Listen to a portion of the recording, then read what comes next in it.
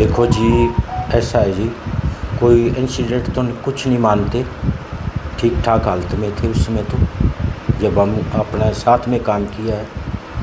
और जो थोड़ी डैमेज होया था उधर पानी की बरसात की वजह से। कहाँ डैमेज है पूरा विस्तार से? मेमोरियल के अंदर जो पानी गया हुआ था तो मिट्टी नीचे जाने की वजह से उसमें थोड़ा सा पत्थर डैमेज होया है।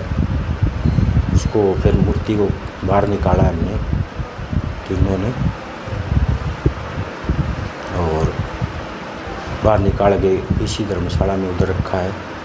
और एक इसी मकसद की वजह से निकाला है भाई, इसको थोड़ी सी रिपेयरिंग करवाएंगे।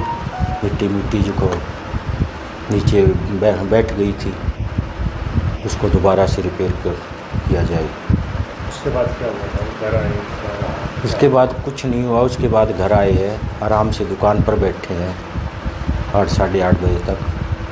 फिर घर पे आ गए, बेटे से बात किया उसने 9 साढ़े 9 बजे 10 बजे की बात। फिर अचानक उसका बस वो एक बार डकार सी आया, उसके बाद बस वो डेथ हो गई।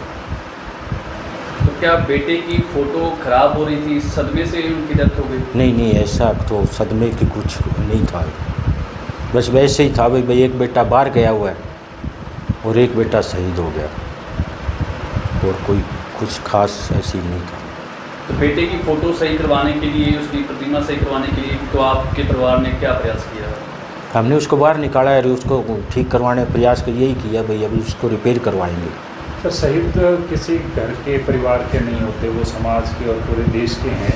क्या शहीद के सम्मान के लिए सरकार को या जिला प्रशासन को या किसी राजनीतिक लोगों को आपने कहा कि उनकी सम्मान में किसी तरीके की कमी है? नहीं, अभी इसी हालत में कुछ नहीं कह सकते ना। जब अभी भी आवागमन हो रहा है तो 12 दिन तो हमने अपना निकालना है, उसके बाद में कुछ प्रशासन को कुछ कहेंगे ना जाके। इससे पहले कभी आपने प्रशासनिक अधिकारियों को, नेताओं को प्रतिमा सही करवाने के लिए कहा हो? नहीं, पहले तो होया ही नहीं ना। ये बरसात की वजह से अभी होया था। ये लास्ट जो बरसात आई है, ये आई है मेरे ख्याल तकरीबन 3 तारीख के आसपास, 5 के तारीख के आसपास आया। ये 10-15 दिन इकट्ठा ये बरसात होता रहा, 10 दिन होया, हफ्ता चले आओ।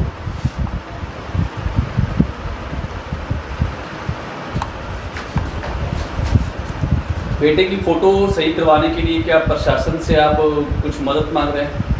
हाँ, अभी कहेंगे, प्रशासन को भी बताएंगे, बस ऐसे बरसात की वजह से वो बैठ गया है। प्रशासन अगर कुछ करेगा तो ठीक है, नहीं तो हमने तो करना ही करना है। वो तो जी पिताजी का अचानक मृत्यु होने का तो अभी कुछ कह नहीं सकते, क्योंकि मेरी 9:30 बजे पापा से बात हुई थी। कहते भी जो शहीदी स्मारक है उसकी जो हमने बनवाया था तो उसको जो नीचे मिट्टी बरसात के कारण बैठ गई थी, तो उधर वो शाम को तो उधर से काम करवा के आए हैं और मेरी बात हुई है। तो अचानक अब पता नहीं भी भाई वाली मूर्ति की उनको टेंशन थी या कुछ, अब बता नहीं सकते कुछ भी, क्यों उन्होंने कुछ बोला ही नहीं था और अचानक डेथ हो गई थी उनकी। बस यही है, उन्होंने कुछ आज तक बोल के बताया नहीं। उनके दिल में तो था भी, हाँ ऐसा था भी, बोल के अगर बता देते तो अच्छा रहता मैं, पर लेकिन बताया नहीं। एक भाई के जो शहीद होने का उनको बहुत बड़ा दुख था, क्योंकि जब उन्होंने सुबह उधर से जब भाई शहीद हुए थे तो उन्होंने पापा को ही कॉल की थी फर्स्ट बार।